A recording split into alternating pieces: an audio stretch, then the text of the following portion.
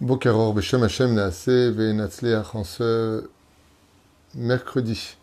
Jeûne d'Esther, Bezrat Hashem Itbarach, 16 du mois de mars et Yud Gimel du mois de Hadar Bet, un shiur à ne pas manquer, un shiur magnifique sur les enseignements de Rabbi Nachman de Breslev achetés par Binyamin Israël pour la réussite, santé, bonheur et protection par le mérite de Rabbeinu Nachman ben Fega Bezrat Hashem, pour Binyamin Yaakov ben Josian, Joël Luna bat Rahma, Osnat Simcha, Bezrat Hashem, Shmuel Meir, Ari Menachem Mendel, Zev Nachman Banim, Bezrat Hashem, Bat Joël.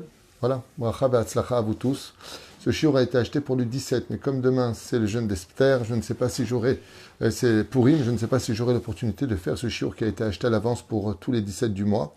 Donc nous allons le faire maintenant, un shiur très spécial, Bezrat Hashem, que je vous conseille vivement de suivre, très spécial puisque je ne l'ai encore jamais enseigné, sur des enseignements pris du Harizal et en même temps de Rabbi Nachman de Breslev, puisque c'est la demande du shiur, sur des sujets très profonds de la Megillah qu'on ne connaît pas spécialement et qu'il serait bien d'étudier. Alors comme c'est un sujet profond et long, j'espère être de mon côté à la hauteur de pouvoir vous les faire partager, mais vous verrez que en fin de compte, les choses ne sont pas du tout à prendre au niveau du pshat, qu'il y a beaucoup de profondeur dans tout cela, et c'est pour ça que je commence tout de suite ce shiur magnifique. En ce qui me concerne, ce que je peux vous dire, c'est que ce que vous allez entendre est tout simplement splendide, et on va rentrer dans des dimensions très profondes des enseignements du Harizal que rapporte Rabbi Nachman de Breslev, ici, Bezrat Hashem, dans notre livre. La question qui est posée à propos de la Megillat Esther, Ech advarim itapru lefeta. La grande question, c'est qu'est-ce qui s'est passé dans la tête d'Achashverosh pour que, en un seul instant, lui qui était parfaitement au courant, qui haïssait les Juifs, il y en a qui disent encore plus que Haman lui-même, accéda à la demande d'Haman, lui remit son sceau, c'est-à-dire il met son propre trône en danger. Il le donne à Haman et il lui dit va et accomplis lo alenu velo alechem, eh bien tes plans d'extermination en un seul jour d'une nation entière partout où il se trouve sur terre. Nos sages expliquent et il dit mais Achashverosh était parfaitement au courant qu'il s'agissait du peuple d'Israël, que lui-même les haïssait et que pour plusieurs raisons que je vais donner avant de vous lire ce que vous allez entendre qui est spectaculaire, c'est que on savait pourquoi. On savait qu'il avait cette haine du juif de façon naturelle, comme tous les grands conquérants, comme Nabucodonosor, qui aimait bien utiliser les Talmidei Chachamim du peuple d'Israël, mais sa haine contre les juifs était déjà très connue. La preuve en est. Voilà qu'il sortira tout de suite les Kélim du Beth Amikdash pour les profaner. Donc sa haine était déjà déguisée pendant le repas qu'il a soi-disant offert dans sa grande splendeur extraordinaire en offrant du vin selon l'âge de celui qui le demandait. Chaque couvert d'or pur était jeté une fois qu'il avait été utilisé. Les Midrashim sont très nombreux sur la conduite assez exceptionnelle de ce grand conquérant qui était Achashverosh. Et on savait aussi que Achashverosh chercherait le pigeon qui serait prêt à faire le travail, la besogne d'exterminer le peuple d'Israël, car étant très investi de l'histoire, Achashverosh savait que celui qui touche à un juif finissait par le payer très fortement, comme c'est le cas de son aïeul Nabucodonosor, qui, ayant levé la main sur le peuple d'Israël, se retrouva devenu fou, et Dieu le maudit d'une certaine façon, dans une mort horrible, puisque nos sages nous disent que tous les animaux de la nature qui voyaient Nabucodonosor, qui est devenu fou, qui courait dans la forêt intégralement nu, y voyaient sa femelle en chaleur. Vous imaginez un petit peu l'humiliation pendant 7 années consécutives qu'a subi un Gehinam, à part le Gehinam qui l'attendait après la mort. Nabucodonosor a été humilié aux yeux de tous et tout le monde se moquait de lui, car il était devenu la femelle de tous les animaux qui l'observaient dans la nature. Hashem Yishmor Ve'irachem. Mais la reine, Achashverosh, savait très bien que de toucher au peuple d'Israël, don't touch. Moi je le fais pas, mais si toi tu veux le faire, voilà ma bague et agis en conséquence. Première explication. Deuxième explication très connue, c'est que Achashverosh s'était requis d'une nouvelle, que celui qui prendrait sa place sur son trône serait un juif. Et donc, il savait qu'il avait un ennemi parmi les enfants d'Israël qui serait juif. En accédant à la demande d'Aman d'exterminer tous les juifs, il avait automatiquement éliminé son ennemi inconnu, jusqu'alors qui devait prendre sa place sur le trône. Et on comprendra qu'à la fin de la Megillat Esther, étant donné que Esther lui apprend, maintenant qu'elle est enceinte de lui, qu'elle est juive, alors Achashverosh comprend le jour du Michté que organisa Esther, que le fameux juif qu'on avait vu dans les constellations et l'astrologie, qu'on lui avait prédit qu'un juif viendrait et te détrônerait, il comprit que ce n'était autre que Koresh, son propre fils. Et c'est pour cela qu'il accéda tout de suite à l'arrêt du décret et demanda à Esther d'agir en conséquence et de pendre Aman, car il n'avait plus besoin de Aman. Voilà plus ou moins, il y a plein d'autres explications qui seraient agréables à écouter, mais celle-ci est beaucoup plus forte, beaucoup plus profonde. Elle est tachée là. Donc on pose la question, que s'est-il passé dans ta tête pour qu'en un seul instant tu aies changé de décision de celui qui était prêt à tout faire pour l'extermination des Juifs, associé d'Aman, et Pitam Achashverosh mevazeh oto bizayon, alors que tu as fait d'Aman ton meilleur ami, Achashverosh, tu fais de lui un bizayon total, tu te mets en colère contre lui, tu exiges même sa condamnation. Que s'est-il passé dans sa tête? Kedé Lavin, afin de mieux comprendre, nous sommes obligés de rentrer dans les mondes ésotériques de la Megillat Esther pour entrer dans les explications qui vraiment retournent la tête. Écoutez bien. Aman Omer l'Achashverosh.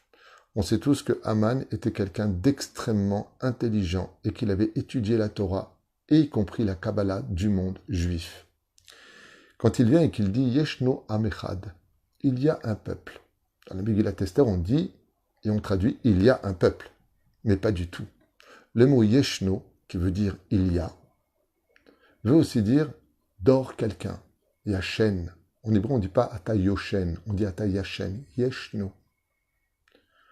Aman est en train de dire à Achashverosh, c'est bon, c'est le moment d'agir contre les Juifs, car il dort.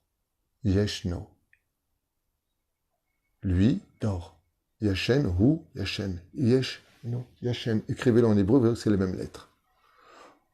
Chachamim nous disent, Aman ramaz Achashverosh, il lui a dit, c'est le moment d'agir, car l'Éternel leur Dieu est en train de dormir maintenant. C'est le moment d'agir. On sait tous que les enfants d'Israël sont protégés par Dieu, quoi qu'on fasse d'eux. Mais là, leur Dieu est en train de dormir. Qu'est-ce que ça veut dire? Achashverosh ishtachnea, et Achashverosh se convaincut que Arshav Behemet, c'était le meilleur moment d'agir, car les enfants d'Israël étaient restés sans Ashgacha, sans protection, car leur Dieu serait peut-être en train de dormir. Ils savent très bien que Dieu ne dort jamais. Sur quoi ils se sont basés? Sur des écrits du Zohar et de la Torah. Écoutez bien. Masbir à Harizal, explique le Harizal. Chez Akadosh, chez Aman, Hayachacham Gadol Meod, qu'il avait une parfaite connaissance des secrets de la Torah. Et il connaissait le secret des mondes supérieurs. De quoi est-ce que l'on parle? Il a la Achashverosh Gadolze, et il lui a dit à Achashverosh, Aman a dit à Achashverosh, écoute bien ce que j'ai à te dire. Vous voyez que c'est pas simplement il est venu le voir, il lui a donné de l'argent, donne-moi ton sceau, je vais exterminer un peuple, j'ai des comptes avec eux. Il est venu en lui expliquant des secrets très profonds des mondes supérieurs. Il lui dit, sache une chose, dans le monde d'en haut, le créateur du monde se déplace d'un trône à un autre trône. Il y a des moments où c'est le Chesed, El Melech Yoshev al Kisei Rachamim. Il y a des moments où c'est Midatadin, et Dieu s'assoit sur le trône de la rigueur. Mais il existe aussi un moment où Hachem, il n'est ni sur le Kisei Din, ni sur le Kisei Rachamim. Il y a un endroit qui est beaucoup plus dangereux, c'est quand Dieu donne son dos, qui Viachol, c'est une image, Dieu n'a pas de dos, aux enfants d'Israël. Achashverosh lui a dit, donne-moi donc des explications. Oufren Amarlo. Bichlalut Baolam Hatzilut, dans un des mondes les plus élevés des Juifs qui s'appelle le monde de la Hatzilut. Yesh Shne Matzavim. Là-bas existent deux situations. Quand c'est le Matzav Arishon Bezman à Géoula, quand c'est le moment de la Géoula, Nikra Panim Bepanim, ça s'appelle le face-à-face. Dieu est bienveillant sur les enfants d'Israël et aucun Juif, pendant le moment de Géoula, ne peut être touché avant cela. Il y a des moments où quand on éteint la lumière, Dieu fait semblant de dormir et il ne protège pas. C'est pour cela qu'il lui dit, pendant la plaie du Rocher, où toute la terre était dans la totale obscurité, c'était un moment, soi-disant, où Dieu dormait. 80% des enfants d'Israël sont morts à ce moment-là, sans protection divine, sans que les 10 plaies aient pu les remonter, les sauver. Achashverosh écoute et lui dit, et quel est le moment, justement, où Dieu maintenant dort? Si, pendant le moment de Géoula, panim el panim, Dieu parle face à face, il regarde ses enfants avec bienveillance, alors quel est le moment? Kivechol HaKadosh Baruch Hu lui dit, et pendant la galoute, quand il y a un moment malheureusement de galoute, il lui a dit, depuis que le premier temple a été détruit, les enfants d'Israël sans le temple sont dans une situation de stress, de tension et de dinim. Tout va se gagner avec la sueur, avec les effrois, avec les pogroms. Tout va être difficile pour eux. Et depuis, le premier temple a déjà été détruit. Et les Hatid Lavo, les enfants d'Israël, doivent reconstruire un temple. Ça veut dire que maintenant, tant qu'il n'y a pas de temple, la situation des enfants d'Israël est très difficile. Dieu, Kiviachol, détourne un peu sa face d'eux. Au Bazman Aele Yesh La'am Israël Shefa Gadol. Alors il explique quand Dieu il est au Beth Amikdash et quand Dieu monte sa face, la situation des enfants d'Israël est tellement magnifique, elle est comparée au Gan Eden sur terre. Aval, Bizman, Galout. Quand on est dans la galoute, et les enfants d'Israël aiment la galoute, dit Aman, ils veulent rester en galoute, personne ne demande à retourner en Israël, Nikra Achor Be'achor. Ça s'appelle, Dieu donne la face, le dos du dos, qui vient, Dieu s'éloigne complètement, Chaz Veshalom. Et depuis la destruction du temple, dit Aman à Achashverosh, le Dieu d'Israël a tourné deux fois vis-à-vis des enfants d'Israël. Donc il s'est soi-disant éloigné. Bien entendu, tout ça, on va voir dans la suite. Dieu n'abandonne jamais ses enfants, et même quand il se retourne, il les écoute. Et il est là, parce que ce qu'il dit sont dans les textes. Et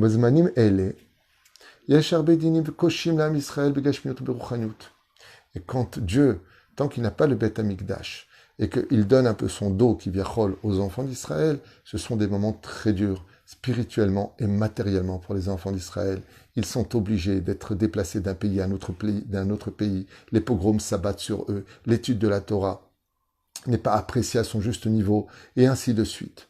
Masbir Arizal explique donc le Arizal à Kadosh, chez Kacher Am Israël Tsarich La'avor, Mimatzav Shel Galut le Geoula. Quand le peuple d'Israël doit passer de la Galout à la Geoula, Achana Sharshav Tsarich Leshanot et Anaga Lemala Ba'anagat Shel Achor Be'achol Anagat Shel Panim Befanim. Quand viendra le moment de la Géoula, si on ne se dépêche pas, dit Aman à Achashverosh, il va se passer quelque chose de dramatique. C'est que d'un peuple complètement abandonné, ils vont passer à un peuple du jour au lendemain où ils vont s'élever très très très haut. Bema'avar, ben shte anagot alalu. Et le passage de l'un à l'autre, yesh lav shel achana. Il y a un moment de préparation. Leur Géoula ne vient pas comme ça. Ça se prépare petit à petit, avec des petites guerres à droite et à gauche, des choses qui vont éloigner les yeux des enfants d'Israël. Parce que Dieu prépare leur Géoula. Écoutez bien ce qu'il dit Aman à Achashverosh. Vézinikra, comment on appelle ce temps de la préparation de la Géoula, entre le moment de la Galoute et le moment de la Géoula? Zman Shena. On appelle ça le moment du sommeil, ou dans la Kabbale, Dormita. C'est ce qu'on appelle le moment où Dieu, Kiviachol, est en train de dormir. Écoutez bien. Et pendant que leur Dieu soi-disant fait semblant de dormir, la Shekhinah s'éloigne particulièrement des enfants d'Israël, ce qui provoque un manque d'ashgacha sur eux, un manque de garde sur eux. Et donc les enfants d'Israël deviennent enfin faciles d'accès, sans bouclier, sans être protégés. Et Aman dit à Achashverosh, le problème qu'on a, c'est que le temps où Dieu, soi-disant, dort dans le monde d'en haut sans surveiller ses enfants, est très court. Et c'est pour cela que j'ai besoin d'agir tout de suite. Aman reçoit le sceau du roi pour agir immédiatement. Achashverosh est conscient que Kiviachol, le peuple d'Israël, resterait sans bouclier pendant ce moment-là. Et Aman dit à Mordechai, à Achashverosh, il lui dit, mais sache une chose, ce moment est très court, mais quand Dieu revient, c'est un amour absolu. On ne pourra plus toucher un seul cheveu des enfants d'Israël. Ok. Et donc, je vous fais ça à toute vitesse parce que c'est vraiment très beau. Il y a 2 pages encore, mais waouh, écoutez bien, ne perdez pas une seconde de cette étude, de la vraie étude de la Megillah, enseignée par Baruch Hashem, Rabbi Nachman, qui reprend ça du Rizal et droite et gauche. Haman ra'a derech hayecholot atuma ba'olamot ha'ilyonim she'od me'at tzricha lagia l'am Israël geoula.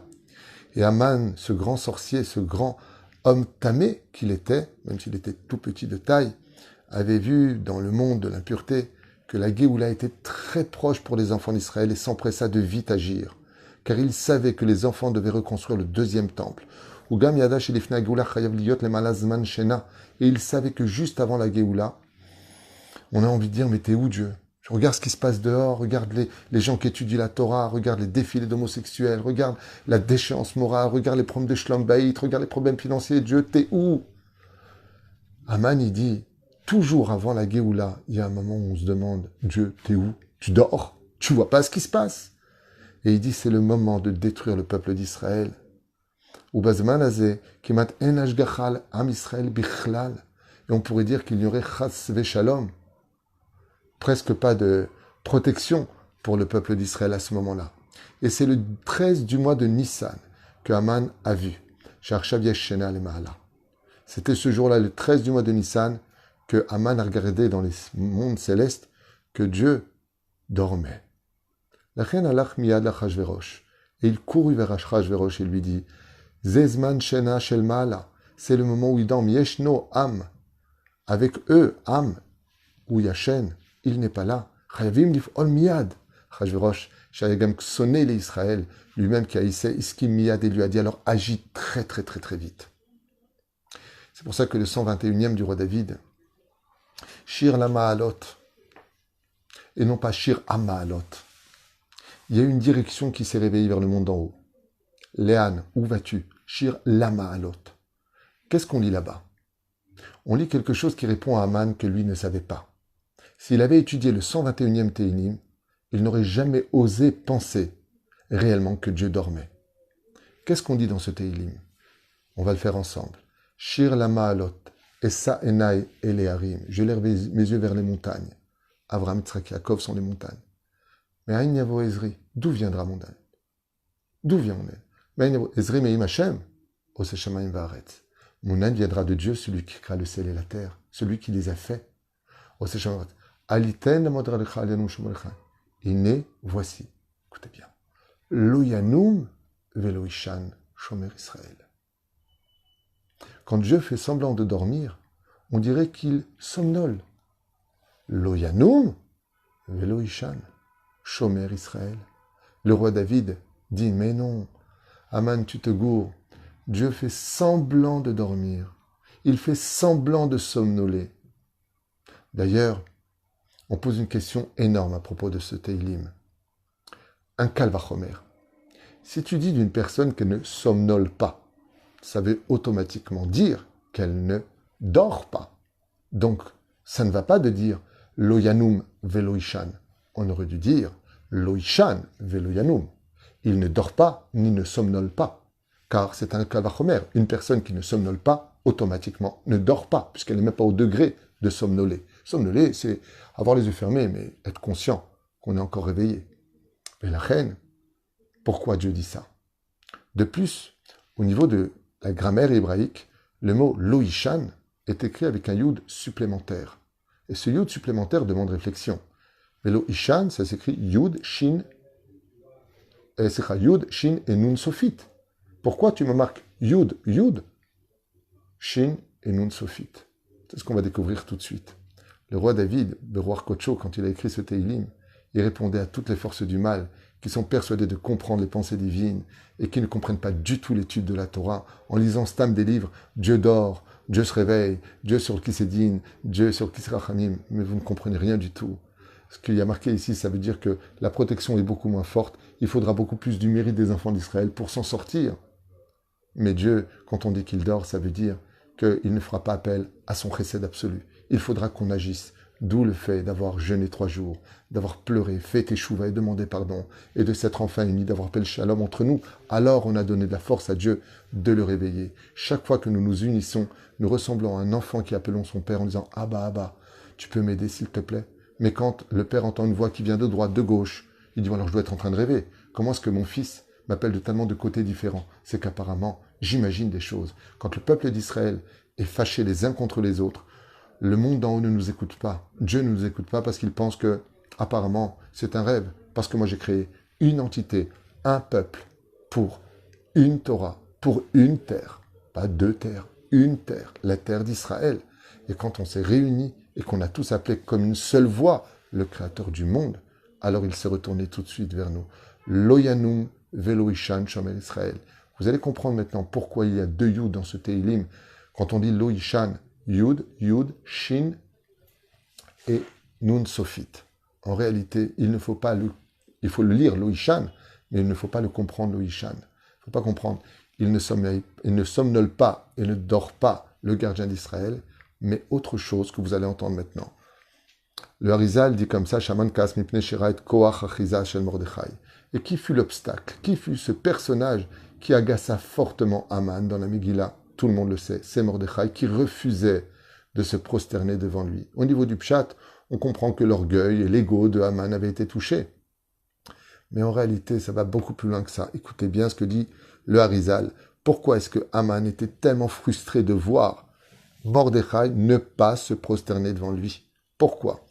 Le Harizal dit Shaman Kas mipne shira koach achiza shel Mordechai bo'olamot ha'elyonim.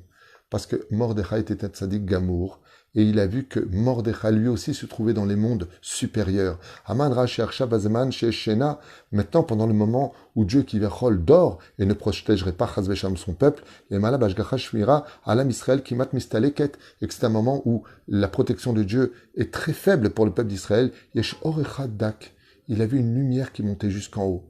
Et cette lumière a fait une énorme impression dans le monde d'en haut, qu'on appelle dans la Kabbale Or Yesod de Abba. La lumière du fondement du Père. On parle de Yud Kevon, de Mishane. Et cette lumière-là, même si le roi y dormait, qu'est-ce que c'est beau ce que vous entendez? Je ne sais pas si vous comprenez ce que je dis, j'espère être clair. Je répète, Aman voit que Kivyachol, Dieu, soi-disant, il dort dans le monde d'en haut, il ne fait pas attention à ce que ses enfants soient en danger ou pas, ok? Mais il remarque un truc. En voyant Mordechai, il lève les yeux vers le haut, il dit, mais sa lumière à lui, il est tellement tzaddik cet homme-là, que sa lumière, elle monte tellement haut, que ça peut réveiller le roi. Comment on fait pour réveiller quelqu'un qui dort? On lui allume la lumière. La tzidkout de Mordechai est tellement forte, qu'elle est suffisante pour protéger les enfants d'Israël. Et de là, Haman, il a un problème. Il dit, maintenant j'ai compris. J'ai compris que j'ai un problème. C'est que même si leur Dieu, il dort, les tzadikim, c'est les représentants de Dieu sur terre. Mais lui, il dort pas. La preuve en est, il ne se prosterne pas devant moi. Il reste debout. Et s'il est debout, ça veut dire que lui, il est bien protégé et donc bien réveillé. Et le srout de Mordechai suffisait pour protéger les enfants d'Israël. D'où la colère d'Aman. Pourquoi Mordechai ne se prosterne-t-il pas devant moi? Ça veut dire qu'il représente un danger. Aman, Shaor, Azem, Ir Baolam, Rak Besrut Tzadik Shechaim Bador. Et c'est la force des tzadikim. Combien le peuple d'Israël. Pourquoi Haman a voulu absolument provoquer que les enfants d'Israël soient en colère contre Mordechai pour qu'il perde son statut de leader du peuple d'Israël, du tzaddik Ador.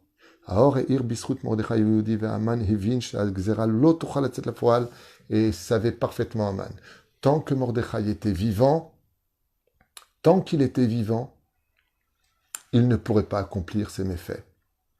Parce que même si Dieu pour lui dormait, tant que le tzaddik reste réveillé dans la génération, il protège à lui tout seul l'ensemble du peuple d'Israël. À quoi ça ressemble de façon imagée? C'est comme un père très protecteur de son fils, appelle son fils aîné, lui dit « Écoute, je vais aller dormir, petite sieste, surveille ton frère. » Et donc là, le brigand ne peut pas intervenir, parce que même si le père dort, le frère aîné surveille. Ainsi était Mordechai, le frère aîné du peuple d'Israël, de ce qui agaça fortement le mérite que portait Mordechai sur lui, Mordechai Hayehoudi, Yudke Vavke, Mordechai qui représente le gardien pendant que Dieu, soi-disant, dort. Écoutez bien la suite, j'ai bientôt fini. Velachen, Haman, Donc il dit comme ça, chez Kavanat Aman, basé Aïta le Hamshir à Ashpaot, Shara Hamishim. Et qu'est-ce qu'a fait donc Aman? Il dit maintenant j'ai compris. Je vais réétudier l'histoire et je vais voir comment est-ce que je peux tuer ce peuple et éliminer Mordechai. Et il étudie justement la fameuse histoire de la sortie d'Égypte. Et qu'est-ce qu'il constate? Que Dieu a sorti les enfants immédiatement avant qu'ils n'atteignent le 50e degré d'impureté. Car si les enfants d'Israël étaient restés en Égypte au 50e degré d'impureté, c'était la mort définitive pour le peuple d'Israël. D'où l'idée d'avoir pris de chez lui une poutre de 50 amotes, 50 coudées, pour y pendre Mordechai, en disant « Je vais prendre une poutre qui vient de chez moi, là où je fais beaucoup de sorcellerie, beaucoup de touma, beaucoup de avérotes, des femmes mariées, des animaux. Et cette poutre qui est au centre du témoignage de ma touma comportait en elle les 50 paliers d'impureté.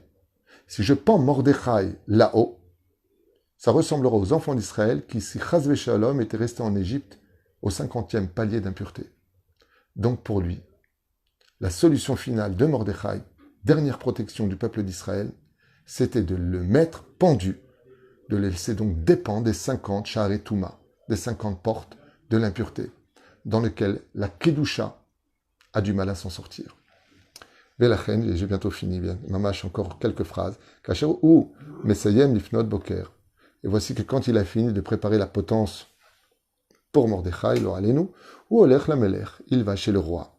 Levakesh minu, ishur litlaot et Mordechai, pour demander l'autorisation de pendre Mordechai. Ou boto laïla, nadeda shenata melech. Le roi ne trouve pas le sommeil. Il n'y a pas marqué le roi Achashverosh. Le roi. Quel roi on parle?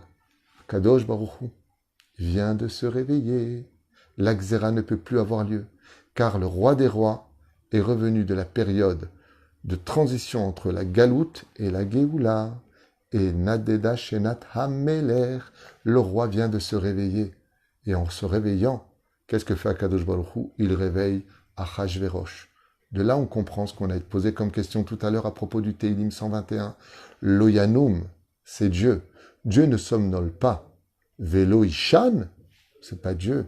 Il y a deux Yud. Velo Yeyashen. Et Dieu ne laisse pas dormir les gens sur terre. Lo Yeyashen veut dire celui qui ne fait pas dormir l'autre. Dieu, une fois qu'il s'est réveillé, Kiviachol, vous avez compris l'image, dans le monde d'en haut, il a réveillé Achashverosh. Et Achashverosh, ce jour-là, ne comprenait pas pourquoi il n'arrivait pas à dormir. Et au moment où s'est réveillé Dieu, s'est réveillé l'amour et la protection du peuple d'Israël. En réveillant Achashverosh, nous disent ici les Chachamim, Dieu a inclus de l'amour dans le cœur du roi Achashverosh pour aimer les Juifs, sans comprendre pourquoi. Parce que quand Dieu se réveille, qu'il nous regarde face à face, la seule chose qu'il a envie de dire à son peuple, combien je vous aime. Et je vous aime sans aucune raison, quoi que vous fassiez, je vous aime. Et il a rentré cet amour dans le cœur d'Achashverosh. Je vous le lis dans le texte au nom du Harizal. Extraordinaire. Waouh.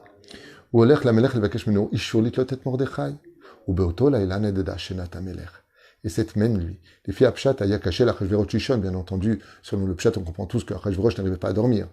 Aval explique le Harizal, Baumka shel Devarim, dans le secret des choses, Hashena shel Ma'ala Avra, le sommeil du monde d'en haut venait de se terminer avant le complot d'Aman. Ve'avra la anagat panim befanim, et Dieu se retourna vers son peuple et l'observa. Shezo anaga shel rachamim v'chasadim gedolim, qu'on ne peut pas du tout comprendre. C'est l'amour absolu que Dieu a pour son peuple. Umiyad akol itaper, et là tout s'est renversé. Arikol kocho shel Aman ishtot ve'lasot kirtsono, haya me'anagat v'achor be'achor beshena ita lema'ala. Tout ce que pouvait faire Aman effectivement quand il est devenu fou en disant « je peux y arriver », il n'était pas fou. Il savait que c'était un moment de sensibilité, sans protection pour le peuple d'Israël, mais Dieu vient de se réveiller. Dès que Dieu il a arrêté le décret stop, qui bel roi shel sin'a le Aman. Qu'est-ce qu'a fait exactement Akadosh Baruch Hu? La haine. Écoutez bien les mots. Je vous le lis en hébreu, c'est trop beau. Qu'est-ce qu'a fait Yeshua, au même moment où est venu l'annulation du décret, le Créateur du monde a poussé la haine que Achashverosh avait pour les Juifs, et cette même haine il l'a poussé vers Aman. Bidjouk, cette nuit-là. Sin'a le'Aman. קיבל רוח של שנאה להמן. ועוד באותו היום ציווה עליו להרכיב את מרדכי ברחוב העיר. Et c'est pour cela qu'il lui a dit, qu'est-ce que je pourrais faire à celui que je voudrais vraiment respecter? D'où vient cet amour d'un coup pour Mordechai? D'où vient cet amour d'un coup pour le peuple d'Israël? Kama shaot, gam litlot et Aman. Et c'est pour cela que quand il découvrira que sa femme Esther lui dévoile enfin qu'elle est juive, qu'elle vient du peuple d'Israël, Achashverosh a une conduite de débile. Tu les aimes pas, tu veux leur mort, tu veux leur vie, qu'est-ce que tu fais? En réalité, comme l'explique d'ailleurs le Maharal de Prague, quand il s'agit de grands dirigeants de pays, il n'y a pas vraiment de libre arbitre. C'est Dieu qui dirige absolument tout ce qui se passe en haut, de telle façon à ce que nous soyons des fois aimés, des fois haïs pour être chassés, mais tout ça que pour une seule unique chose, apporter la Géoula. C'est le but du réveil de Dieu. Kumi ori shir daberi, lève-toi de ton sommeil, secoue-toi de ta poussière, réveille-toi, parce que maintenant est venu le moment de la Géoula. Ainsi explique ici les enseignements de Rabbeinu sur les écrits du Harizal, Baruch Adonai l'olam amen v'amen. Je vous conseille de le partager parce que je trouve que ce qu'on vient de dire est un décalcage de ce que l'on vit aujourd'hui. Avec tout ce qui se passe dehors, moi j'ai envie de dire, mais Dieu, tu dors ou quoi? Apparemment, c'est que la Géoula est aux portes de chacun de nous. Kol Tov v'leitraot.